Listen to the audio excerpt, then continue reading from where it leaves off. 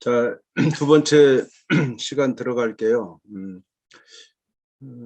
그 사이에 개별적으로 질문하신 분이 있는데 내용이 이제 상당히 중요한 부분 같아요. 지금 해설서에 보니까 탐구하기 1, 2를 한꺼번에 1차 시에 이렇게 하도록 되어 있고, 또 탐구하기 2번도 한 차 시로 이렇게 되어 있는데, 요거를 4차 시로 해도 쉽지 않다, 이런 그 의견이신데, 보니까 저는 그 차시 내용을 안 보고 내용만 봤을 때 저도 탐구하기 2번 자체도 2시간 걸려야 돼요. 탐구하기 3번이요, 3번이. 그리고 탐구하기 1번과 2번도 보면 1번은 이제 복습이잖아요. 그것도 1시간 정도는 해야 될 것 같아요. 그래서 4차시, 그러니까 지금 우리 해설서에 1차시, 2차시로 되어 있는 탐구하기 1, 2, 3번은 탐구하기 3번만 해도 2차시 정도는 잡아야 될 거예요. 그리고 탐구하기 1번과 2번도 떼서 한 차씩 잡아서 4차시는 나가도 이제 지금 질문하신 분처럼 벅차다, 이런 말씀이 타당하고요. 해설서가 그 차시를 조금 이렇게 이 부분은 잘못되어 있는데, 또 다른 단원도 그럴 수 있어요. 왜냐하면 이제 그 차시 구성을 마지막에 했거든요. 그러니까 이 실험을 쭉 하고 마지막에 해설서에 쓸 때 그걸 정리해서, 아마 보통은 이제 이걸 그냥 한 차시면 되겠다, 이렇게 단순하게 생각했던 것 같아요. 근데 지금 제가 봐도 이건 4차시 정도는 충분히 가야 될 부분 같아요. 예. 탐구하기 4번 들어갈게요. 탐구하기 4번은 이제 활용이라서 같이 연결해서 설명드려야 되는데 지난 내용이 너무 많아서 이제 잘랐고요. 활용되는 부분에 이제 이 과제는 아마 교과서들도 다루고 있어요. 그것을 그냥 이제 수학이 발견이 가져왔다 보면 되는 거고, 자동차 수리하는 데 가는 것은 이제 우리 성인들의 자동차는 성인들이 타는 거지만 아이들도 같이 따라가고 해서 고칠 때 같이 옆에서 보기도 하니까 아이들의 경험 속에도 있을 거라고 생각해서 카센터 이 리프트를 이제 가져왔고요. 리프트가 이제 평행사변의 성질을 정확하게 이용하고 있는 거기 때문에 이렇게 보여주고, 평행사변형이 어디냐, 그리고 왜 이 평행사변형 구조로 만들어졌을까라는, 이건 답이 다양할 수 있는 그런 문제죠. 그래서 활용적인 문제로 한번 이제 드렸습니다. 마름모 쪽에서는 아마 되돌아보기에 학교 그 정문에 주로 있는 자바라죠. 자바라.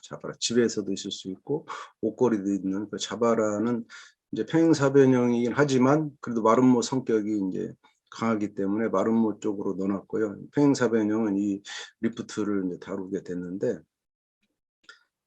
평행사변형 되는 조건이 여기 이렇게 주변에 쓰이고 있다는 것을 한번 보여주고 싶었고, 이 부분은 사실 성인들에게 제가 글을 쓸 때 이걸 좀 써주면 깜짝 놀라는, 왜냐하면 자기들은 너무나 익숙하니까 깜짝 놀라는 그런 경험.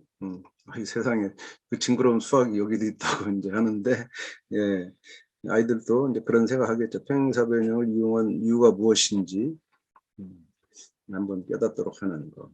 특히 평행사변형 구조를 이용하면 기울어지지 않고 평행하게 움직일 수 있다, 이런 장점을 가지고 이런 걸 이제 다양하게 사용할 수 있다라는 것을 볼 수 있는 거죠. 그림 이제 어설프게 그려놨지만 이제 평행사변형 구조가 지금 이렇게 리프트, 제가 생각하니까 그림이 좀 이상하긴 해요. 이 평행사변형 이렇게 그리는데 이쪽으로 그렸어야 되는가, 이런 생각도 좀 애매하게 그려지긴 했는데, 어쨌든 여기에 현장에서는 평행사변이 보이죠. 지금 요 그림상 입체적인 그 느낌이 잘 안 나서 그렇고, 그래서 이제 첫 번째 그림 보면 이제 여기서는 평행사변형이 보이지는 않아요. 납작하니까. 근데 그 납작한 거를 두께를 고려한다면 거기서도 보인다, 이렇게 말할 수 있겠죠. 바닥에 붙어 있는 부분을 자세히 이제 두 겹으로 본다면 그것도 평행사변형으로 볼 수는 있다. 근데 이제 2번이 되면 이제 평행사변 여러 개 보이는 거죠. 앞쪽에도 있고 뒤쪽에도 있고, 이렇게 그리기 나름이고요. 이제 2번의 답이 문제인데 리프트에 자동차를 올려놓고 들어 올리면 평행사변형의 그 두 쌍의 대변이 평행하다. 정의죠, 정의.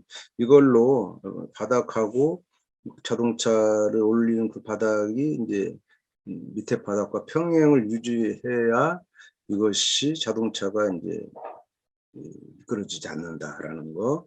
그래서 안정된 상태에서 수리할 수 있다라는 어떤 안전 문제와도 연결이 되는 이제 그런 게 되겠죠. 수업 노하우로 가볼게요. 수업 노하우는 이제 이런 문제는 학생들이 평행사변형 정의나 성질 이외에도 다양한 추측을 할 수 있어요. 그러니까 이 문제는 지금 우리가 간단하게 평행사변형에 대해서만 줬지만 아이들은 안전 문제나 또 자기들의 경험을 섞어서 많은 추측이 가능합니다. 그리고 꼭 수학적인 사실만 하는 게 아니라 다양한 반응을 최대한 인정해 주는 거, 그리고 상상력도 풍부하게 끌어낼 수 있는 거. 어찌 보면 이 상상력이라는 것은 아이들은 풍부한데 우리가 부족할 수 있죠. 그런 것들을 감안하고 아이들이 했던 말을 좀 귀담아 듣고 그런 표현을 잘 살려서 수학이 아닌 거라도 상당히 유익한 거, 또 재밌는 거를 끌어내는 그런 시간, 조금 이제 평행사변형의 성질과 그 되는 조건 가지고 골치가 아팠던 머리를 식히는 그런 시간. 아이들의 답변이 다양하게 나오죠. 여러 가지 답변이 이렇게 나오는 것들을 볼 수가 있습니다.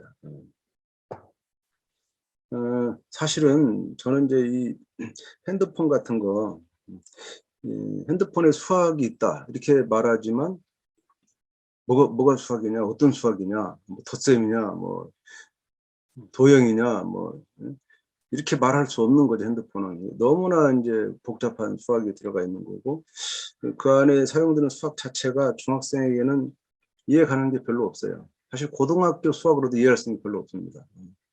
적어도 대학 이후에 전공 수학, 벡터 같은 것을 이용해야 되는데, 벡터도 내적을 쓰는데 엄청 복잡한, 내적의 성분이 겨우 뭐 2차원, 3차원이 아니고 n차원 벡터를 써야 되기 때문에 교과서로 설명이 가능한 게 아니거든요. 그래서 수학의 유용성을 체감하는 게 쉽지 않다. 근데 이제 오히려 이 평행사변형 같은 거는 카센터 이런 거에서 아주 쉽게 발견하기 때문에 설득력이 있고 성인들도 상당히 놀라는 걸 제가 봤어요. 그래서 마름모도 이제 그런 게 있고 자바라 같은 거 또는 그 공장에서 사람을 들어 올리는 이렇게 그 높은 위치에 있는 그 할 때 사람을 들어 올리는 그 기계도 평행사변형 또는 마름모 원리를 쓰고 있는 그 밑에 자바라가 그런 걸 볼 수가 있죠. 저는 이제 개별적으로는 이 수학의 유용성을 이렇게 수학이 사용되는 물건을 가지고 설명하는 것은 방법일 수는 있지만 여태까지 우리가 그런 방법을 쓰지만 저는 별 효용이 없다. 이렇게 눈에 보이지 않으면 자기가 지금 막 배운 그 수학으로 그 문제를 해결할 수 없다면 소용없다. 그냥 남 얘기다, 남 얘기. 이렇게 벡터 같은 걸 자꾸 중학생들한테 얘기하는 것도 설득력이 없고, 그래서 소용 별로 없다고 보는데, 그보다 유용성을 더 체감하는 것은 딴 데 있다고 보죠. 지금 평행사변형의 논리 같은 거는 너무 복잡해요, 논리가. 이제 그래서 또 평행사변형도 논리를 설명하기에 적합하지는 않다고. 단순한 게 좋거든요. 단순한 논리인데 명확하다라는 것을 이렇게 경험하는 그 논리 경험이 오히려 수학이 유용하다. 수학이 꼭 일상에 쓰여서 유용한 게 아니라 지적으로 유용하다라는 것을 아이들이 더 쉽게 발견합니다. 그런 아이들은 수학이 유용하다고 얘기를 해요. 이렇게 이런 그 리프트 안 봐도. 근데 우리 이제 그런 걸 못 해내기, 그렇게 아이들을 설득해내지 못하니까 자꾸 뭔가 보여주려고 하는데 보여주는 것마다 썩 좋은 게 별로 없어서 항상 문제가 되죠. 자, 그러면 이제 여러 가지 사각형으로 넘어가 볼게요. 여러 가지 사각형은 탐구하기에 4개가 있는데 이 중에 우리는 3개를 오늘 다룰 거고요. 오늘 다루지 않는 사각형의 대각선의 성질은 역입니다. 역. 대각선의 성질 1번의 역이에요. 그래서 역은 이제 안 다뤄도 될 거다 생각해서 대각형의 성질을 다루고, 등변사다리꼴. 등변사다리꼴은 교과서마다 차이가 있더라고요. 교과서마다 다루는 그 교과서가 있고 안 다루는 교과서가 있어요. 왜냐하면 이게 교육과정은 아니거든요. 교육과정에 명시되어 있지 않거든요. 근데 왜 다루냐면 전통적으로 다뤄왔기 때문에 다룬 거예요. 사다리꼴 자체도 그냥 사다리꼴만 다루는 수가 있고, 사다리꼴 자체도 성질이 없잖아요. 사다리꼴이 등축 내각이 180도다. 이건 중학교 그 1학년 때 그 평행선의 성질에서 다룰 수 있거든요. 그래서 굳이 사각형으로 다루지 않아도 되기 때문에 평행사변형 이후의 사각형만 다루는 교과서도 있더라. 제가 보니까. 그리고 우리가 지금 주로 다루는 천재 교과서도 등변 사다리꼴은 다루지 않고 있어요. 그래서 이 부분은 다른 교과서를 좀 가져왔고요. 그다음에 이제 마지막에 우리가 정리해야 되는 여러 가지 사각형 사이의 관계, 이 세 가지를 우리가 같이 놓고 다루도록 하겠습니다. 성취 기준 보시면 사각형의 성질을 이해하고 설명할 수 있다, 이렇게 되어 있죠. 여기도 관찰과 실험을 통해서 성질을 발견하고 설명할 수 있다라는 그 똑같은 목표를 가지고 있고, 또 여러 가지 사각형은 그 사각형들 사이의 관계를 추측하는 것이 필요하고요. 그것을 논리적으로 이제 설명하는 것까지 가는. 그래서 여기서는 대각선이 가장 핵심되는 거. 다른 것들과는 달라요, 이렇게 말하는 그 제목에서 뭐가 다르냐면 대각선이 다른 거. 대각선. 대각선의 성질로 사각형을 구별할 수 있다. 대각선의 성질만 말하면 사각형이 정해지는 그런 것을 이제 핵심으로 보고 핵심 질문으로 이제 잡은 겁니다. 검정교과서 볼게요. 여러 가지 사각형 성질은 먼저 직사각형을 항상 다루죠. 직사각형을 대각선을 긋고 여기서 대각선으로 갑니다. 길이를 재보자. 길을 재란 얘기는 아마 자로 재란 얘기겠죠. 자를 재서 실험과 관찰에 의해서 길을 재봤더니 같더라. 그러면 질문이 굉장히 좋은 것 같아요. 모든 직사각형에서 항상 그러냐라는 질문을 우리가 던져야 되고, 그래서 이제 이 말을 하려면 지금 이 직사각형은 같지만 직사각형의 크기나 모양이 달라져도 같냐라고 할 때는 재보는 한계가 있죠. 그래서 우리는 재는 것만으로는 안 되고 이제 이것을 일반화할 수 있는, 그게 바로 이제 증명이라는 거다라고 끌고 가기 위한 질문이라고 볼 수가 있고요. 그래서 교과서는 이제 바로 밑에서 어떤 사각형이든 대각선의 길이 같다라는 것을 1단계, 2단계, 3단계 항상 하고 성질로 이렇게 딱 정리되는 것이 대각선이죠. 여기서 이제 어려운 게 바로 여기 써 있는데, 직사각형이 평행사변형임을 이용하여, 이 말, 왜 이 말을 왜 썼을까? 선생님들이 수업하시다 보면 직사각형은 대각선의 길이 같다. 이것이 논리적으로 잘 안 돼요. 평행사변형의 성질을 써야 돼요. 근데 나는 지금 직사각형을 가르치는데 왜 평행사변이 끌고 올까? 그 이 책의 고민이 뭘까? 수학의 발견도 똑같은 고민을 했고, 그 부분 이제 해결하기 위해서 참 어려움이 있었다는 거 감안하시면 좋겠고요. 자, 마름모 성질 갑니다. 마름모 성질, 역시 마름모는 이제 그 탐구 활동은 없고 교과서가 마름모가 이렇게 수직으로 대각선이 서로 다른 걸 수직 이등분한다라는 거. 여기 잘 보면 이등분이 없어요. 수직이다. 근데 우리는 수직 이등분한다 이렇게 얘기한다면, 이등분은 증명할 수가 없어요. 이게 또 어려운 거예요. 그래서 마름모가 평행사변형임을 이용하여 또 이 말을 또 씁니다. 이렇게 마름모는 대각선이 서로 다른 걸 수직 이등분해 이렇게 정리하지만 증명을 할 수 없다고요. 이게 그래서 이 말을 써서 살짝 모면에 가고 수직만 얘기하지 이등분하지 않아. 근데 이등분은 평행사변형이기 때문에 이등분하는 거예요. 평행사변형이기 때문에 마름모가. 근데 마름모이기 때문에 이등분하는 게 아니라 평행사변형이기 때문에 이등분하는 거고, 평행사를 이미 가지고 있는 거기 때문에 그걸 인정하고 넘어가야지. 여기서 마름모, 즉 내변의 길이 같다, 이걸로 이등분이 증명되지 않습니다. 어려운 거예요, 이 과정이. 그래서 이런 말을 하고 수직인 것만 증명하고 성질은 이제 그렇게 한꺼번에 그냥 정리해 버리는 거죠. 정사각형은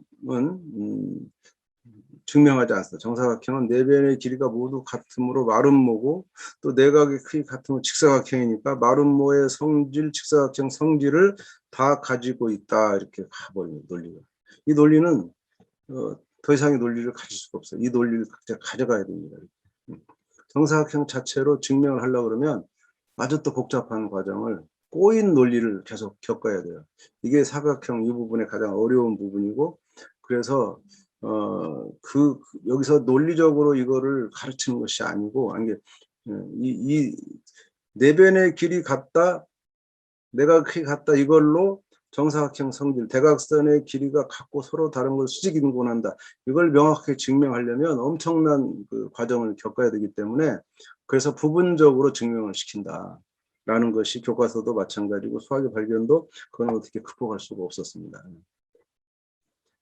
사각형의 대각선의 성질 탐구하기로 들어가 볼까요? 수학의 발견으로 들어가면 대각선의 성질을 여기서는 성질이고 그 다음 역은 탐구하기 3번에 있어요. 그래서 탐구하기 1번은 이제 성질을 찾아가는 그런 과정이다 보시면 되고 네 가지 사각형을 줬어요. 정사각형, 그 다음에 평행사변형, 마름모, 직사각형 네 개를 줬습니다. 격자 칸을 똑같이 했고요. 그 다음에 꼭지점을 다 격자로 올려놨다라는 거, 그것이 직관적으로 파악하기 쉽기 때문에 그래서 이 그림에서 평행사변형, 마름모, 직사각형, 정사각형 탐구하기 4번에서 해야 될 이 네 개의 도형 사이의 관계를 미리 한번 표로 써봐라. 이렇게 해서 네 가지를 표로 쓰도록 했어요. 여기서부터 혼란이 이제 시작되는 것은 왜 정사각형이 평행사변형이냐 이런 말. 평행사변형은 좀 나요. 정사각형이 사다리꼴이거든요. 정사각형은 사다리꼴이야. 길 가는 시민에게 한번 물어보세요. 정사각형을 그려놓고 이게 사다리꼴이니? 라고 물으면 아니라고 말할 사람이 90%될 겁니다. 이 논리적인 그 관계, 포함 관계를 의식하지 않는 분들은 정사각형이지 무슨 사다리꼴이야? 이렇게 말한단 말이에요. 이게 여기서 가장 어려운 부분입니다. 이 포함 관계가. 그래서 초등학교에서는 이거를 말하지 못하도록 했어요. 원래 했었는데 중2도 하고 초등학교도 했었는데 너무 어려운 초등학생에게는 너무 어려워 가혹한 말이다 그래서 못하겠지만 중학교 2학년은 이걸 포기할 수 없어가지고 가르치고 있죠. 그렇지만 아이들은 여기서 항상 고민하죠. 아이들은 그나마 또 포함관계로 이해하기 때문에 받아들일 수 있지만 성인들은 이제 그 포함관계라는 게 사라졌기 때문에 정사각형과 사다리꼴을 달리 본단 말이에요. 달리. 그래서 그런 어려움이 여기도 있기 때문에 그것을 우리는 가르쳐야 되니까 요렇게 그런 의도로 여기다 번호를 쓰도록 해서 정사각형이 1번이면 1번이 여기도 들어가도록 또 정사각형은 다 들어가죠. 뭐 여기 들어가고 여기 들어가고 이런 걸 보면서 이상하다라는 것을 한번 심적인 갈등을 겪고 그것을 이제 논리로 이제 포함되는 집합의 포함 관계로 봐야 되는 이런 것을 할 수 있고 주로 이제 대각선에 대한 성질을 이렇게 대각선에 집중하도록 해서 두 개씩 떴는데 되게 두 개씩은 나오죠. 대각선의 성질이 나오고 뭐 정 안 나오면 뭐 중점에서 만난다 평행사변형 성질을 쓸 수도 있는 거니까 여기까지는 이제 서론이라고 볼 수 있고 그 다음에 이제 본격적으로 논리적으로 가는 것이 2번입니다. 다음은 마름모 직사각형 정사각형의 대각선의 성질에 대해서 친구들이 추측한답니다. 이 친구들이 추측했다고 한 거는 수학의 발견에 항상 아시죠? 선생님이 직접 가르치기가 좀 그래서 근데 가르치지 않으면 안 되는 부분이에요 이게. 그럴 때는 친구들의 말로 다 답을 주는 거죠. 근데 이 친구의 말로 줬다는 의미는 주입했다, 직접적으로 주입했다는 충격을 줄이기 위한 장치라고 이해하시면 됩니다. 친구들이 그랬어, 이 말 사실이야? 라고 하고 그래야 그 논리적으로 아이들이 도전을 하지 선생님이 줬다면 안 하죠. 선생님이 주면. 그 직사각형은 내각의 크기 같다. 그래서 대각선의 길이 같다가 되는 이유를 설명해 보자. 내각이 같다는 이 직사각형 정의에서 대각선의 길이 같다는 것. 마름모도 내변의 길이 같다. 대각선은 서로 수직으로 만난다. 여기도 수직 이등분 안 했죠. 수직으로 만난다는 것만 이제 설명하도록 하는 겁니다. 다만 여기서는 교과서와 달리 평행사변형임을 이용하여 이런 말을 뺐어요. 그 부분은 아이들이 극복해야 될 논리지 그렇게 결정적으로 평행사변형임을 이용해라 라는 힌트는 여기서는 우리는 뺐습니다. 그걸 이해하시고 마지막 3번은 교과서 똑같이 정사각형은 결국 이렇게 일리를 통합해서 말할 수밖에 없다. 여기 논리는 정사각형은 마름모와 또는 정사각형 직사각형이니까 그래서 이 두 가지가 이제 동시에 성립한다라고 이제 말하고 넘어가는 것이 넘어가는 거죠. 해설서를 가볼까요? 해설서. 이 과제는 여러 가지 사각형의 대각선의 성질을 추측하고 정당화하는 활동이고요. 1번은 추측만 하면 되는 거고 2번에서 이제 정당화한다. 1번은 이제 네모 칸에다가 2개씩 쓰는 거고요. 초등학교에서도 사각형 정의를 배우는데 대각선의 성질은 잘 안 배워요. 초등학교는. 그래서 여기서는 대각선의 성질에 집중해서 각 사각형의 관계를 탐구할 거다라고 예고하고 있고요. 1번의 탐구하기 1에 되돌아보기 1번 가면 그 문제에서 직사각형은 평행사변형의 성질을 모두 만족하기 때문에 앞에서 증명한 평행사변형 성질을 만족하는지에 대해 따로 증명할 필요가 없다. 거기서 했어요. 이 문제를 꼭 아니면 이 문제를 다시 복습을 하고 오시면 되죠. 탐구하기 1 되돌아보기 1번 거기에 가서 복습하고 와서 직사각형은 평행사변형이기 때문에 그 성질을 모두 만족한다. 이것을 꼭 확인하시고 그래야 우리가 아까 직사각형이 평행사변형임을 이용하여 이런 말을 하지 않는 그런 그걸 빼므로써 아이들이 이제 겪게 될 어떤 곤란함을 이제 이렇게 있을 수 있다는 거 감안해 달라는 거죠. 그다음 직사각형이 갖는 고유한 성질에 대해서만 증명하면 된다. 고유한 성질, 평행사변형 성질 말고 마름모 역시 똑같기 때문에 수직만 가지고 증명하면 나머지는 다 마름모 성질로 갈 수 있다 하고 정사각형은 직사각형 마름모를 모두 만족하는 것으로 가면 된다 이렇게 갔고요.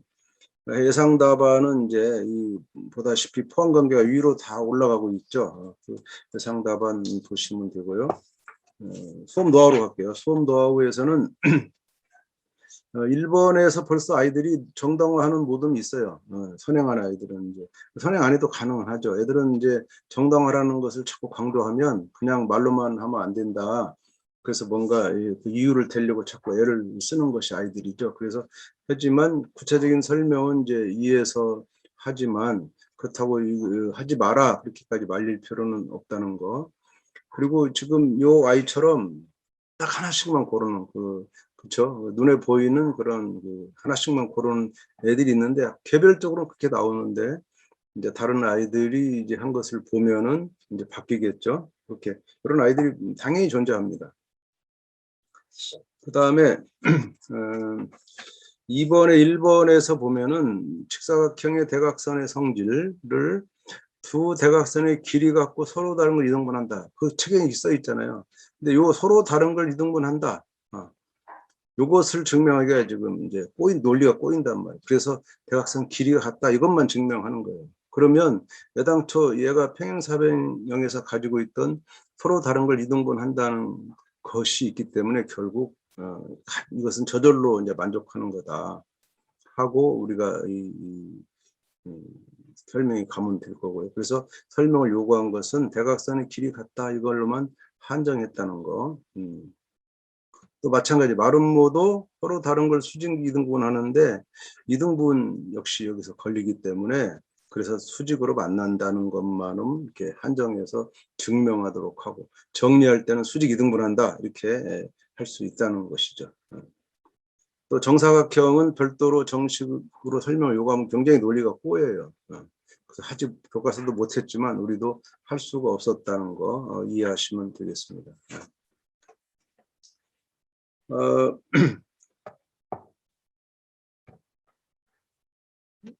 여러 가지 사각형의 관계와 그다음에 그 평행사 활용 문제 두 가지 과제를 다뤘는데 여기서 마저 하고 할까요?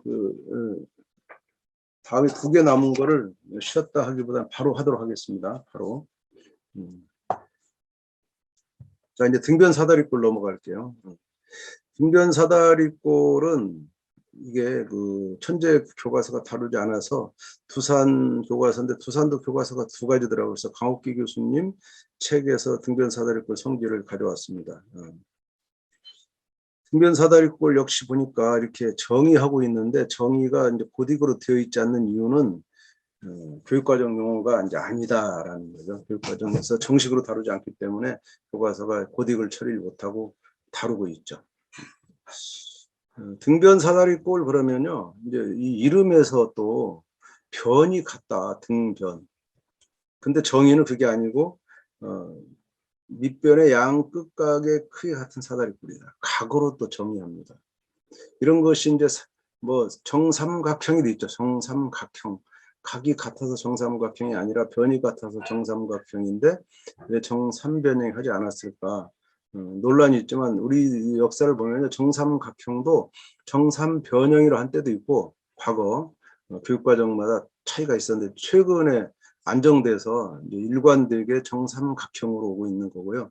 등변 사다리꼴도 정의가 계속 달라져 있을 수 있는데 사실은 등변 사다리꼴은 다르면 안 됩니다. 등변 사다리꼴은 변의 길이가 같은 사다리꼴, 두 변의 길이 같은 사다리꼴 또는 평행하지 않은 두 변의 길이 같은 사다리꼴 뭐 여러 가지 할 수 있는데 그 잘못하면 거기가 평행사변형과 겹쳐요. 그렇게 말하면. 그래서 각으로 정의할 수밖에 없다는 거. 밑변의 양 끝각의 크기 같은 사다리꼴이다 이렇게 정의할 수밖에 없어. 그래서 옛날 그 60년대 책을 보니까 등각 사다리꼴 그렇게 했더라고요. 등각 사다리꼴이 맞죠. 그러니까 등각 사다리꼴 그려야 되는데 왜 또 이것이 등변으로 왔는지 잘 모르겠어요. 어느 순간 뭐 변했는데 제가 그 세대를 다 살아보지 못해가지고 그냥 지금은 등변 사다리꼴을 보고 있지만 등각 사다리꼴도 존재한다는 거 옛날에. 지금 등변 사다리꼴이건 정의는 밑변의 양 끝각의 크기 같다 이렇게 정의되어 있고요. 두 가지 성질을 배우죠. 하나는 이 두 변의 길이가 같다. 두 변의 길이가 어디 나옵니까? 한 쌍의 대변의 길이 같다 이렇게 나오네. 평행하지 않은 한 쌍의 대변의 길이 같다는 걸 여기 증명하고 있어요. 평행선을 그어서 요 길이하고 요 길이가 같고 요 길이하고 이 길이 같다. 이등변 삼각형을 찾아서 요 각이 같으니까 라고 증명하고 있고요. 그 다음에 문제 7번은 대각선의 길이가 서로 같다. 등변 사다리꼴은 이 대각선의 길이가 서로 같다. 라는 두 번째 성질. 근데 여기서 제가 이제 학생들에게 추측을 시켰더니 학생들은 이런 추측해요. 등변 사다리꼴을 딱 이렇게 비스듬하게 조금 차이로 그리면요. 자, 이렇게 그려놓고 대각선 한번 그어보세요. 그어놓으면, 그러니까 이건 추측입니다. 추측. 그러니까 논리적으로 한 게 아니고 대각선이 서로 다른 것을 이등분한다. 이런 성질이 나와요. 애들 말해서. 그리고 그것이 아니라는 걸 밝히기도 쉽잖아요. 그림을 이렇게 그리면 요 길이가 같게 보이잖아요. 그래서 그런 추측도 하는데 이제 이런 거는 좀 사다리꼴이 길쭉해지면 이제 틀려지죠. 틀려지는데 이런 추측도 이제 나오는 것을 볼 수가 있고요. 그런 성질은 없다는 거, 없어서 이제 성질은 딱 두 가지를 가르치죠. 그래서 수학의 발견도 이 두 가지를 이제 다루고 있습니다. 첫 번째는 이제 정의가 아직 안 나왔기 때문에 정의를 하기 위해서 그런 사다리꼴, 밑변의 양 끝각의 크기 같은 사다리꼴을 3개 이상 그려보자. 다양하게. 그럼 가장 편하게 그리는 게 이제 밑변 딱 그리고 이제 한 요 정도 기울기로 그리는 게 가장 많죠. 그런 거에서부터 아주 기다랗게 가는 것도 있을 수가 있고, 뭐 옆으로 세우는 것도 있을 수 있고, 뭐 이렇죠. 이런 것들을 3개 이상 그려봐야 좀 다양한 게 나올 거다라는 것을 가지고 밑변의 양 끝각의 크기 같은 사다리꼴을 등변 사다리꼴이라고 정의합니다. 수학의 발견도 교육과정을 벗어날 수 없기 때문에 이것을 정식 용어로 취급하지 못하고 문제 속에다 이렇게 집어넣고 먼저 관찰을 시켰고 관찰해서 성질을 추측해서 보자. 추측. 자, 이 다음 이제 3번 문제가 정당화예요. 그러니까 추측을 하고 나서 정당화를 해라 하는 것이 요거 이제 우리는 딱 두 가지만 추측하기 바라지만 아이들은 아까 제가 말씀드린 그런 대각선이 서로 다른 것을 이등분한다. 평행사변형 성질을 끌고 오는 아이들도 꽤 많이 있었다는 거죠. 자, 이제 3번으로 가면 이제 메인 활동은 3번이죠.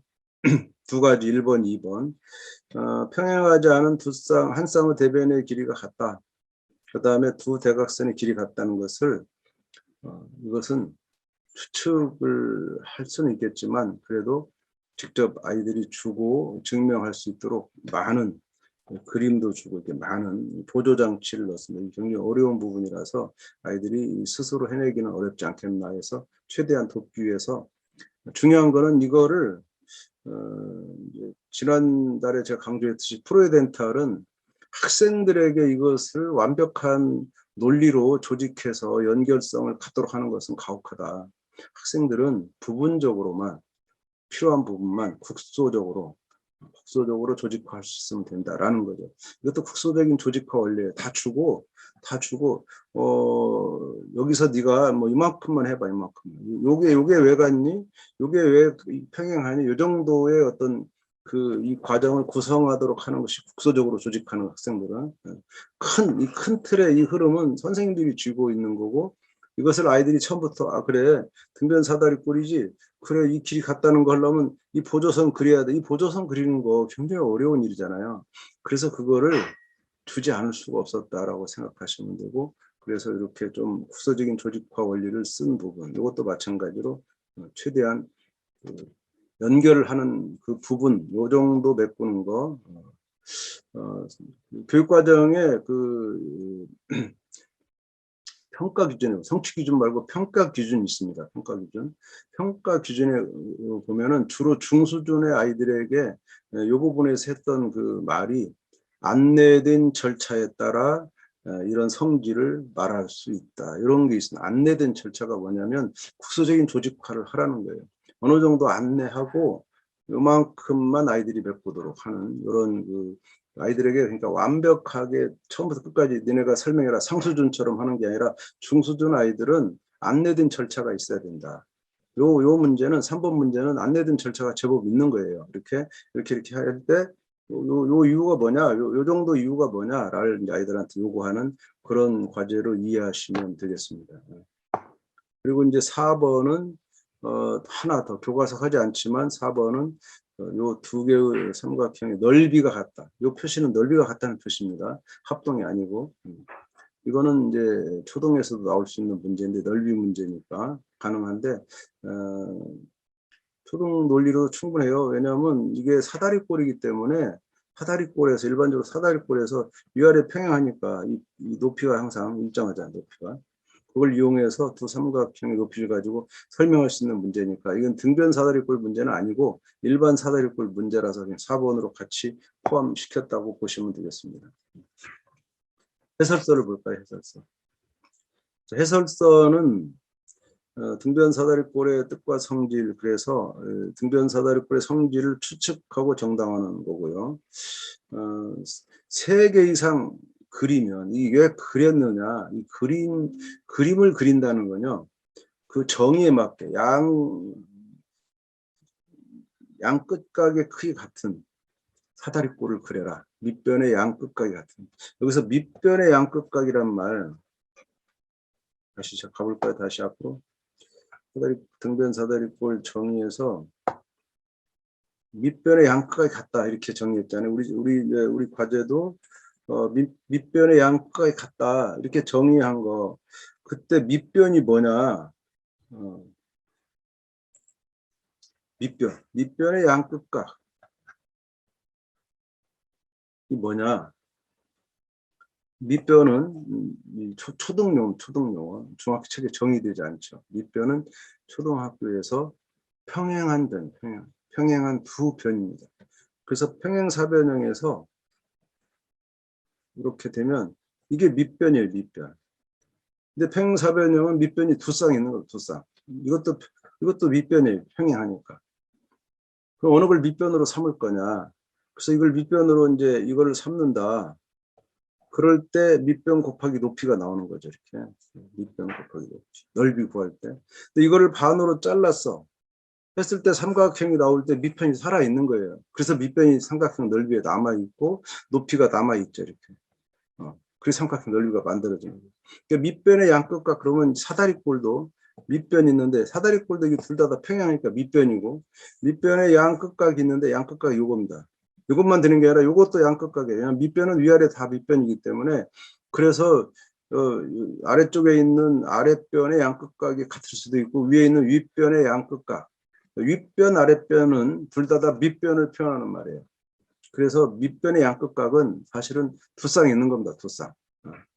그렇게 아이들이 밑변의 양끝각이란 말을 보고 초등의 관념에서 그린다면은 아이들은 각을 꼭 아래만 하는 게 아니라 위에도 생각할 수 있고 3개 이상 그리란 말은 이걸 그리는 자체가 등변 사다리꼴을 정의하고 있는 거예요. 지가. 이걸 그렇게 그리지 않으면 정의가 안 되는 거죠. 그래서 이것이 그리면서 이 성질이 다 추측이 된다. 이걸 그리려면 요 길이가 안 같게 그리면 이게 각이 안 같게 나오겠죠. 각이 다르게 나오겠죠. 저절로 이 평행하지 않는 양변, 이 두 변, 대변의 길이가 같게 그리는 거예요. 다만 대각선의 길이 같다는 것은 추측하기 여기서는 그릴 때 추측하기 어렵지만 그 중에 하나 이 평행하지 않는 대변의 길이 같다라는 성질이 추측이 되는 거예요. 그림에서 이미 그릴 때 나오는 거고요. 그래서 이제 그런 것들을 정당화하는 게 3번이다 이렇게 보시면 되고 4번은 평행사변형 중에 아니죠. 사다리꼴 중에 등변 사다리꼴 아니래도 어떤 사다리꼴에도 등적변형 즉 그 삼각형의 넓이가 밑변과 높이 같으면은 이제 넓이 같다는 평행선의 원리를 쓰고 있는 거죠. 사다리꼴 모양 다양하게 볼 수가 있고요. 해설서 보니까 약간 틀린 부분인데 이게 등변이 아니더라고요. 이 등변이 아닌 대변이 아니라 평행이라고 해야 되는데 약간 해설서가 잘못 써 있고요. 평행이 아닌 대변의 길이. 등변이 아닌 대변의 길이 있어요. 아니죠. 등변이죠. 등변인데 등변이 아니라고 하면 안 되는 거고 평행이 아닌 대변의 길이 같다 이렇게 표현해야 되는데 잘못 오타고요. 오타가 아니라 틀렸고요. 수업 노하우로 갈게요. 일본에서는 최대한 다양한 모양 이것이 그려지도록 장려하고 이제 그걸 기대하시면 됩니다. 다양한 최대한 많은 그런 모양이 많이 나와야 성질이 일반화되기가 쉬운 거죠. 모양이 특수화되면 성질이 특수화되기 때문에 일반화되기 어려운 것도 있기 때문에 다양한 거를 계속 장려하시고 참고사항에 보니까 제가 써놨네요. 윗변, 아랫변, 밑변 이렇게 해서 사각형의 밑변은 평행사변형이나 사다리꼴에서 평행한 두 변을 뜻한다. 이거 똑같은 용어가 밑변과 똑같은 용어가 밑면이라는 게 있어요. 이거는 직육면체 또는 사각기둥에서 평행한 면을 밑면이라고. 밑면이 두 개예요. 밑면이 하나가 아니고 두 개 있다는 거. 밑변도 두 개 있다는 거. 그래서 밑변은 꼭 아래쪽에 있는 변이 아니고 밑변 중에 위아래 구분할 때만 윗변과 아랫변으로 나눌 수 있다. 그래서 거기에 대해서 양극각을 생각할 수 있다라는 거 그렇게 말씀을 드리고 있고요. 각이 같다고 정의해놓고 등변 사다리 큰 것에 대해서는 상당히 의문을 가질 수 있죠, 애들이. 용어의 정의는요, 굉장히 이제 선생님들 사이트에서 이제 논란이 많은 건데, 용어의 정의는 전 세계적으로 통일되어 있지 않습니다. 아셔야 돼요. 그러니까 책마다 다르다는 거예요. 나라마다 다릅니다. 우리나라는 포함적인 용어를 씁니다. 정의를. 포함적이란 말은 사다리꼴에 정사각형이 포함돼요. 그죠? 그 사다리꼴을 어떻게 정의했냐면 한 쌍의 대변이 평행하다. 근데 그거를 배타적으로 정의한 나라가 있어요. 배타적으로 정의한 나라는 사다리꼴은 이제 정사각형은 사다리꼴이 아닌 나라가 있어요. 그때는 거기는 사다리꼴을 뭐라고 정의하겠어요? 한 쌍의 대변이 한 쌍만 평행한 거예요. 그럼 평행사변형은 그게 사다리꼴이 아닌 거예요. 두 쌍이 평행하기 때문에. 그렇게 이제 용어를 정해가면 복잡해지죠. 말이 배타적으로 갈 때는 이것이 안 된다는 말을 써야 되니까 그런 나라가 있고요. 그거는 아마 이제 집합 개념을 좀 안 받아들이는 나라가 아닐까 생각이 되기도 하는데 저는 실제적으로 이제 성인들 입장에서 볼 때는 배타적인 게 편하거든요. 이 포함적으로 가면 헷갈린단 말이에요, 이게. 정말 그 기가 막힌 문제인데 이게 지금 교육과정이 없어져서 지금은 초등에서 그 문제를 내면 안 되지만 10년 전까지는 초등 문제집에 이런 문제가 있었어요. 초등학교 4학년 문제집입니다. 사각형을 5개 사다리꼴, 평행사변형, 직사각형, 마름모, 정사각형 이 주고 다음 중에서 사다리꼴은 몇 개인가 이런 문제가 있었어요. 저는 그 4학년 교실에 제가 갔는데 그걸 보고 일단 놀랬어요. 이거를 어디를 어떻게 풀까? 마침 그날이 그 수업이었어요. 직사각형과 정사각형의 둘레의 길이가 단원 이름이에요. 직사각형과 정사각형의 둘레의 길이. 근데 선생님은 굉장히 수학적으로 뛰어나신 분이야. 그래서 칠판에다가 직사각형의 둘레의 길이 이렇게 써놨어요. 그러니까 애들이 선생님 틀렸어요. 선생님 왜 교과서는 직사각형과 정사각형의 길인데 둘레의 길인데 왜 칠판에다가는 직사각형만 썼냐 이렇게 시비 거는 애가 생겨났어요. 그때 선생님이 이렇게 물었어요, 애들한테. 자, 내가 왜 정사각형을 뺐을까? 직사각형이라고만 썼을까? 이렇게 물은 거예요. 그 아는 사람 이렇게 4학년. 4학년은요. 그냥 손들라면 다 손드는 애들이잖아요. 놀랍도록 찬물이 끼얹어져서 딱 2명이 손을 들었어요. 그걸 이해한 애가 2명이라고 말해요. 그 정사각형을 빼도 된다는 것을 이해한 애가. 그 중에 한 명에게 지적해 설명해라겠는데 참 이렇게 말했죠. 정사각형은 직사각형에 포함되기 때문입니다. 딱 이 말하는데 소름이 끼쳤어. 그 어린애가 그렇게 말하는 것이 저는 소름이 끼쳤어요. 어떻게 저렇게 말할 수 있을까? 10살, 11살짜리가 저 말을 할 수 있을까? 그래서 저는 배타적으로 이렇게 하는 게 어떤가. 그리고 또 하나 걱정은 지금 초등학교 사다리꼴 정의가 바뀌어버렸어요. 중학교랑 다릅니다. 그래서 우리 애들이 다른 정의를 쓰고 있다는 걸 이해하셔야 돼요. 이번에 나온 교과서. 옛날에는 이렇게 썼죠. 사다리꼴은 한 쌍의 대변이 평행한 사각형. 이게 맞죠? 근데 지금은 한 쌍이라도 평행한 사각형. 한 쌍이라도. 틀린 말은 아니죠. 네? 틀린 말 아닌데 그게 이제 한 쌍이라고 하니까 애들이 두 쌍 평행사변형도 왜 사다리꼴이냐 이렇게 하는 시비를 없애기 위해서 만든 것 같아요. 한 쌍이라도 그 말은 두 쌍도 된다는 말을 암시하고 있잖아요. 이렇게 더 좋은 말 같기도 하지만 어쨌든 중학교랑 다르고 이전과 다 달라진 처음으로 썼는데 저는 그 저자들한테 그랬죠. 이거 정이 좋다. 너네가 고심한 것 같다. 하지만 이게 중고 통일상 이게 맞지 않으면 안 되는데 중학교랑 합의해야 된다 이거. 근데 니네 마음대로 바꾸면 안 된다 했는데 뭐 우리가 맞다 이러고 주장하는데 뭐 틀린 말은 아니니까 한 쌍이라도 평행하다 그 말은 틀리는 않죠. 근데 너무 두 쌍을 의식한 발언이죠. 그 관계를 가르치지 말라고 하니까 그렇게 또 이상한 현상이 벌어지는데 하여튼 이게 참 애들한테는 어려운 부분이다. 용어의 정의, 뜻 이런 게 쉽지 않은 게 꽤 있습니다. 자, 이제 여러 가지 사각형 사이의 관계 마저 여기까지 가고 마칠게요. 조금 시간이 걸리더라도 참아주시고 자, 여러 가지 사각형 사이의 관계 교과서는 어떻게 다루고 있느냐 해서 그 관계를 그림으로 이렇게 주로 그리고 있어요. 잘 정리했죠. 이 천재 교과서는 이 부분도 잘 정리가 돼 있고 그 밑에 또 참고로 이렇게도 정리했어요. 대각선의 성질로 분류했어요. 이것도 괜찮더라고요. 여기는 이제 여러 가지 성질을 다 썼고요. 이렇게 해도 구분이 되는데 대각선의 성질만으로도 이 구분이 된다. 라는 것으로 참 이해할 때 또 멋있는 분류구나 이런 생각을 했고 교과서 이 두 가지를 참고로 다 주고 있는데 천재 유희찬 교수 그 책을 보면 둘 다 보실 수가 있을 겁니다.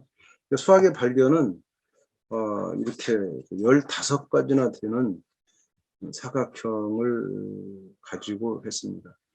왜 16개가 아니냐 이렇게 묻는 분이 계신데 정말 또 다른 사각형을 만들기 힘들어서 15개에서 맞춘 겁니다. 이게 막 나열하다 늘어나고 실제로 이 수업 자료는 여러 이제 혁신학교들에서 많이 사용하고 있는 것을 가지고 온 겁니다. 이게 실제로 수업에 사용한 거를.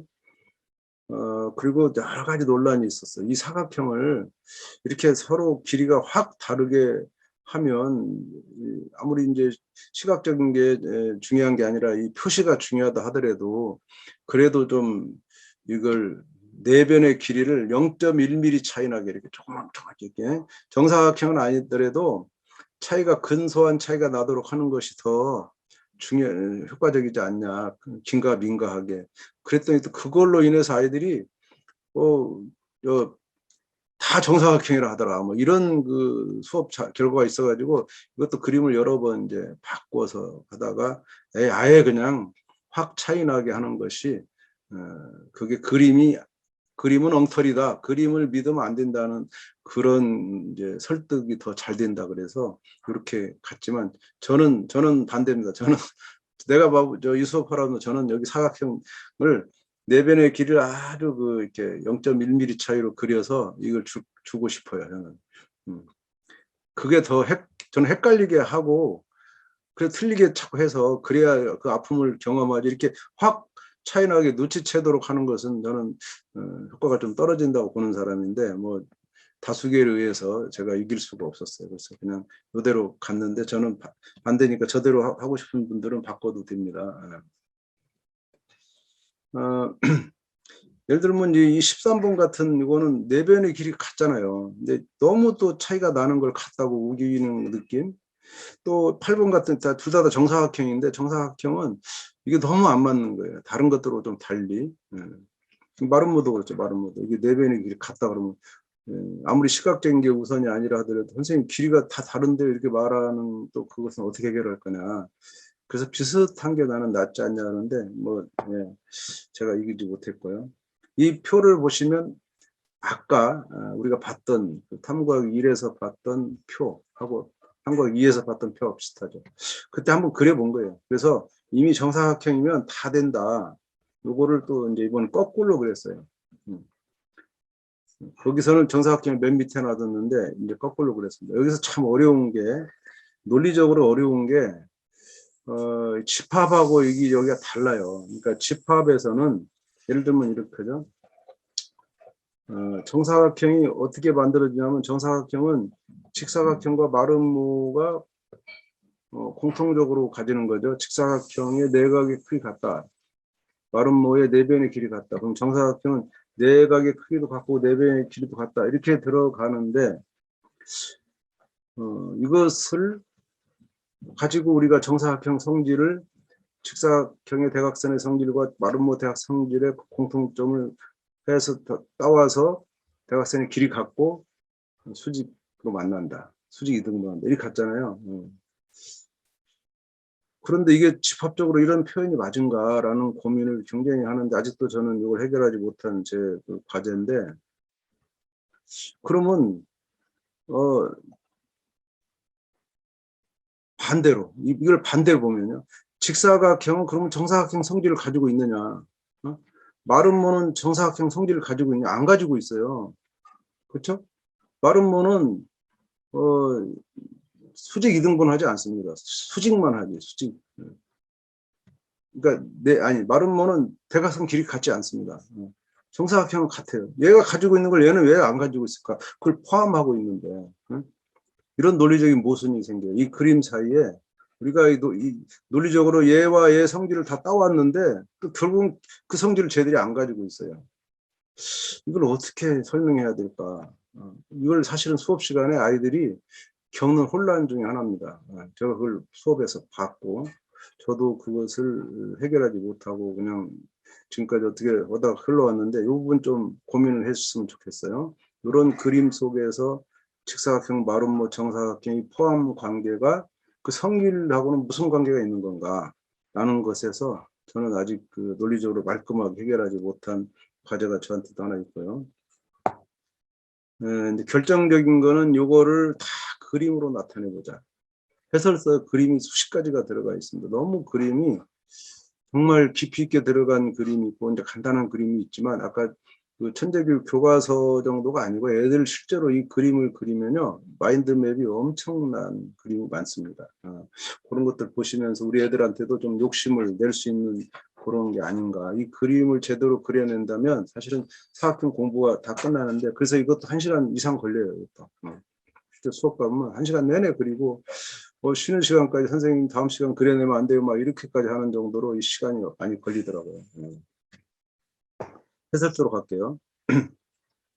해설서에서는 이제 이 과제는 눈으로 이제 대충 이렇게 일단 짐작하면 안 된다는 거. 수학적인 기호를 해석하는 거. 그래서 기호 교육을 했어요, 앞에서. 기호 교육을 3과 2번에 했잖아요. 그 한 이유가 여기서 이제 써야 되기 때문에 기호를 해석하는 거. 이렇게 표시가 같으면 길이 같다. 각의 크기 같다. 뭐 이렇게 해야 되는 거. 그래서 그걸 해석해서 사각형의 종류를 판별하는 활동이다.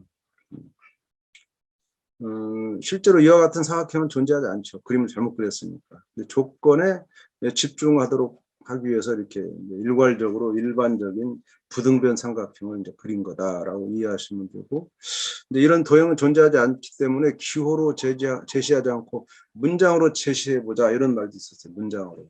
근데 문장은 훨씬 가독성이 떨어집니다. 애들이 이해를 잘 못해요. 문장은요 엄청 어렵습니다.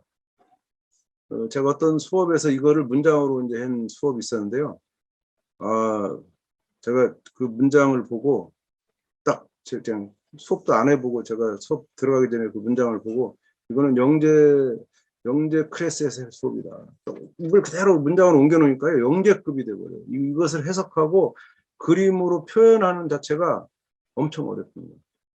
그래서 이 그림을 줄 수밖에 없는 거는 아이들의 그 사고상 문장으로 된 이걸 글로 표현하는 게 얼마나 어렵다는 거. 그래서 그림과 문장이 같이 가든가 해야지 그림 빠지면 굉장히 이건 어려운 부분이 있어서 이렇게 그림으로 갔다는 거.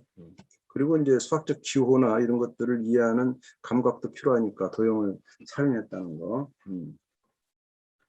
그리고 이제 사각형의 성질을 지금까지 배운 것을 이렇게 구분하는, 분류해보는 것이고, 이제 이래서는 분류를 하고 관계를 직관적으로 추론해 볼 수 있는 거고, 이것을 2번에서 맵으로 이렇게 그 통합적으로 파악할 수 있도록.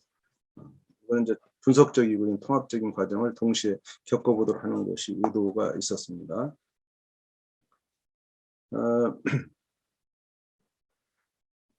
요 번호를 쓰는 건요, 너무나 그 조별로 달라요. 그래서 반드시 이거는 모둠 칠판을 쓰셔야 됩니다. 모둠 칠판 써서 칠판에 딱 붙여놓고 비교를 해야 되고, 두 모둠이나 세 모둠은 거의 일치해. 이게 정답이 나오지만, 나머지 세 모둠이 일치하지 않아요. 그럴 때 이걸 어떻게 수업할 거냐. 다른 거. 예를 들면 일부를 뭐 포함을 시키지 않는다든가, 일부가 빠졌다든가, 특수한 데서 그런 것들을 예상하시고, 제가 그 어떤 수업이 하나 녹음되어 있는 수업은 제가 여러 번 보고 있는데 정말 그분 수업이 감탄할 만하게 이제 어떤 아이들이 예를 들면 평행사변형에서 뭐 여러 마름모를 빼먹었어요. 뺐을 때 그것을 이제 조의 아이를 앞에 세우고 이제 이 선생님은 전혀 판단하지 않고 아이들한테 차이가 뭐냐, 니네들 한번 질문해봐 했을 때 아이들 사이 치열한, 사실은 이제 앞에 나간 애가 잘못한 거잖아요. 그 잘못이 아니게 만드는 교사의 그 수업 진행, 교사가 그 아이를 막아서는 거죠. 막아서서 이렇게 그 아이가 잘못했는데도 그걸 끝까지 버텨내게 하고 결국은 스스로 우리 조가 틀렸다. 왜냐하면 이러이러한 이것을 그 조 아이들이 만들어내게 하는 거죠. 그냥 일방적으로 다른 조가 틀렸다 이렇게 하면 그 아이들은 굉장히 이제 뭐랄까, 쪽팔리고 이제 이런 경험이지만 그것을 이렇게 토론의 과정에서 다른 조 아이들이 일방적으로 공격하는 것을 막아내면서 이 조의 아이들이 그거를 답변해내도록 하는, 그래서 우리가 이거를 빼먹었구나, 그 이유는 우리가 이런 생각을 했기 때문이다라는 말을 명확하게 이제 끌어내는 수업인데 정말 참 제가 기억에 남습니다. 이게 한 6, 7년 전 수업인데. 선생님, 네. 죄송한데 그런 그 교사가 그 오류를 가지고 있는 그 모둠을 막아서서 네. 그 아이가 이렇게 하도록 하는 수업을 네. 저희가 다음에라도 한번 볼 수 있는 기회가 있을까요? 예, 너무 그 수업은 보여드릴 배우고 수 싶은. 있는데 그분 동의를 했기 때문에 이제 문제는 옛날에 그 시절에는 그게 됐는데 지금은 그게 그때는 애들 동의를 받지 않을 때라 선생님이 동의해서 그걸 가지고 제가 연수에도 쓰고 그다음에 이제 실제로 제가 이제 대학에서 아이들 사범대 애들 가르칠 때도 이렇게 좀 사용했는데 지금은 조금 그런 문제가 사회적으로 크게 좀 부각돼서 그때 아이들에게 동의받기가 어렵잖아요. 그래서 이것을 인터넷이나 공개된 장소에서 하긴 좀 어려울 것 같고 개별적으로는 아마 볼 수 있을 거예요. 그 선생님은 뭐 수학의 발견에도 많이 관여하셨고 해서 보여드릴 수 있는데 그런 거죠. 그런 것 때문에 이렇게 인터넷에 올리지 못하는 이런 부분이 있어요. 제가 대학생들한테 그걸 보여줬을 때는 애들이 맨 처음에 대학생들이 이제 거기까지 딱 보여주고 이후에 교사는 어떻게 수업을 전개했을 거 아니 이렇게 전개 과정을 좀 구상하라 이런 강의였는데 애들이 엄청 선생을 비난하더라고요. 이 선생님 무책임하다. 내가 틀렸는데 그거를 제대로 가르쳐야지 뭐 이렇게 그런 대학생이 그렇지 대학생들이. 그러다가 끝까지 수업을 보고 나서 이제 반성을 했죠. 그 수업을 보고도요, 애들 마음속에는 여전히, 대학생들은 여전히 이 교사는 그 5개념을 방기했다, 이렇게 평가하는 애들이 한 10중 8이었어요. 그래서 그 애들 데리고 내가 다시 현장에 수업을 데리고 나갔죠. 괜찮은 그분 말고 다른 선생님 수업인데 뭐 그분도 이름 밝히면 다 아실 분인데 데리고 가서 그 수업을 보고 그래서 그 수업 한 2-3개 보고 나서 애들이 이 글이 달라졌어요. 그때 그분이 왜 그렇게 했는지를 이제 이해를 했다. 제가 이렇게 설득할 필요가 없이 다른 분들 수업을 보여드리고 계속 이 글을 쓰도록 수업을 본 소감을 쓰도록 하는데 그 글이 바뀌더라고요. 엄청 어려운 부분. 전통적으로 우리는 가르쳐 왔기 때문에 가르치는 거에 볼 때는 아주 나쁜 수업이에요. 그냥 깔끔하게 그래. 야, 자 1조, 2조, 3조 정답. 4조, 5조 틀렸어. 뭐 틀렸냐? 이게 틀렸다. 그러면 되잖아요, 선생님. 그렇게 수업을 끝낼 수도 있는데 그분이 그렇게 하지 않고 그래서 한 수업에 20분을 45분 중에 20분을 요거 주고 20분 동안 이거 하고 딱 붙이고 나서 20분을 그것에다가 쏟은 거예요. 참 놀라운 분인데 나중에 아마 여러분도 개별적으로 아마 여러분 또래입니다. 여러분 또래라서 뵐 수 있을 것 같아요. 여러분 또래 내가 정확히 잘 모르겠지만 예.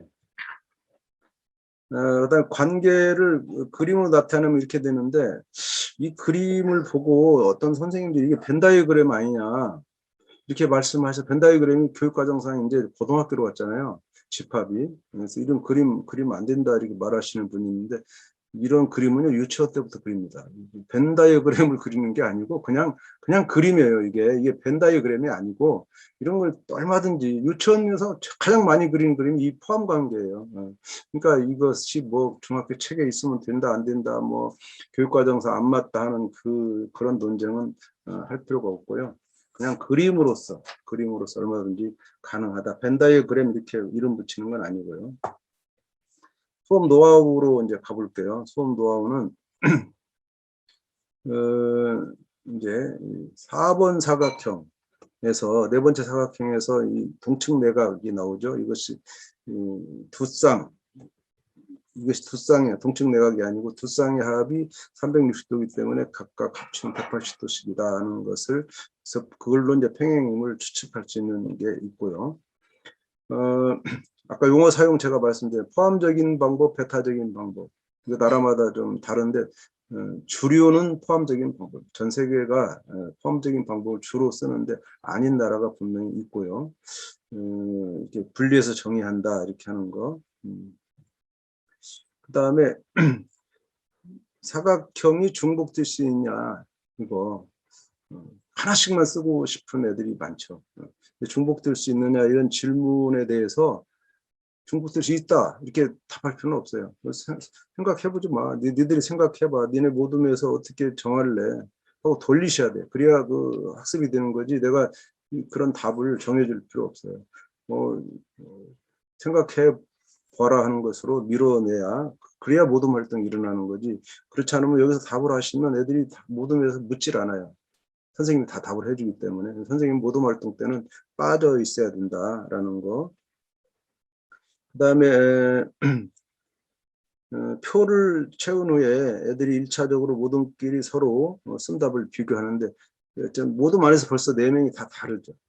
그래서 거기서 일단 한 번 더 서로 다른 거에 대해서 모둠 안에서 얘기를 해야 되고,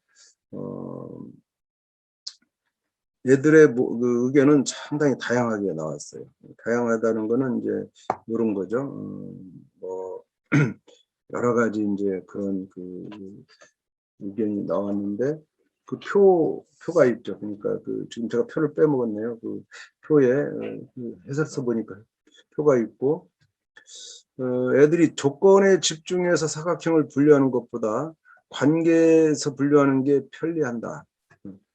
그러니까 이 조건이라는 것은 분석적으로 하나씩 보는 거고요. 관계라는 것은 통합적으로 보는 거기 때문에 결국 통합적으로 보는 것이 편리하다라는 것을 아이들이 이제 느낄 거고, 결국 그러니까 직사각형은 두 쌍의 대변이 평행하니까 평행사변형이야. 그러니까 직사각형은 당연히 평행 포함돼 이렇게 가야지, 직사각형의 대각선의 길이가 같다 이걸 가지고 평행사변이 아니냐 하려면 헷갈리는 거죠. 평행사변형은 대각선이 서로 다른 걸 이등분 한다 그랬지 같다고 안 했거든요. 이제 그런 거 그걸 지금 말씀드린 거예요. 이 조건으로 자꾸 분류하려고 그러면 거기서 끝없이 논리적 연결성을 생각해야 되고 하는, 그것보다는 이제 관계로 가는 것이 편리하다라는 것으로 이렇게 하는 것이 말씀드리는 거고요. 이번 마인드맵 그릴 때는 이제 그 맵으로 그린 것과 그림으로 그린 걸 골고루 공유하는 과정, 여러 가지 이제 애들이 그림 모양이 다양하다는 거예요. 이것을 다 공유하고 독특한 거, 창의적인 거 이런 것들을 놓치지 않고 잘 검토하셔야 돼요. 그래서 많이 칠판에다가 많이 끌어내서 비교하고 서로 또 이거 붙여놓으면 애들이 정말 유심하게 봅니다. 이렇게. 혼동할 수도 있는데 특히 이제 이 직사각형 마름모가 계속 혼동이고, 얘들을 어떻게 그림 그릴 거냐 이렇게 사실은 이렇게 우리는 보통 그리지만 이것도 선생님들의 생각이지 애들은 이게 어려운 거예요. 이것이 겹치는 게 있다는 것을 굉장히 어려워하죠. 아까 제가 말씀드렸듯이 포함 관계가 논리적인 성질하고 안 맞기 때문에 이렇게 그린 게 맞는가에 대해서 상당히 논란이 있을 수 있다는 거. 그리고 그거 저도 해결 못한 걸 선생님들이 해결하셔야 되는데 저는 이제 안 가르치니까 해결 안 해도 되지만 예. 제가 본 그림 중에 저는 이 그림이 가장 인상적이었어요. 당시에 여기 화살표가 애가 점선도 있고 실선도 있고 막 여러 가지 화살표 자체가 여러 가지예요. 그 관계를 다 말로 이렇게 어떤 관계가 이게 점을 찍었는지 어떤 관계는 뭐인지 이걸 고려했다는 게 참 대단하고, 특히 여기 직사각형과 마름모 사이에 이 처절한 요 관계가 아주 참 고민을 엄청 많이 했던 이런 이게 비포거든요. 비포 굉장히 큰 거를 지금 축소해 놓은 건데 비포에다 그린 거예요. 비포에다가. 학생들이라기보다 어떤 학생이 한 건데 화살표로 정리한 건데 굉장히 그 조에서 의견이 이제 분분했고, 다른 모둠과 좀 다른 거예요. 직사각형이 마름모가 되려면 얘는 이제 그 되는 조건을 좀 쓰는 거예요. 또 마름모가 직사각형 되는 것은 뭐냐, 그 조건이 뭐냐 이런 거를 해서 결국은 이 화살표로 연결한 것이 필요하냐 필요 않느냐 이런 거 굉장히 자세하게 표현 좀 확대해서 보셔야 될 것 같고 해설서가 작아서 그런 것들 이거 말고도 지금 해설서에 뭐 그림이 10개 이상 들어가 있는 거 하나씩 좀 보시면서 우리 아이들이 그렇게 해낼 거다라는 그 기대를 가지고 수업을 하시면 좋겠고 그렇게 나올 수 있도록 또 수업의 문화를 조성해 가는 것이 또 필요한 부분이 아닌가 생각이 듭니다. 오늘 안 쉬고 그냥 한꺼번에 쭉 와버렸는데 그 삼각형의 성질에 이어서 큰 굉장히 어려운 고비가 이제 이 2달 지나갔는데요. 이제 10월 16일 날 이 다음 단원 갈 때까지 추석도 잘 보내시고 다음 달에 뵙도록 하겠습니다. 이제 딱 그 2단원 남았죠. 10월 달하고 11월 달 딱 들어서 여러분이 계속 수학의 발견 가지고 잘 수업할 수 있도록 바라겠습니다. 자, 추석 잘 보내시고 나중에 뵙겠습니다. 감사합니다.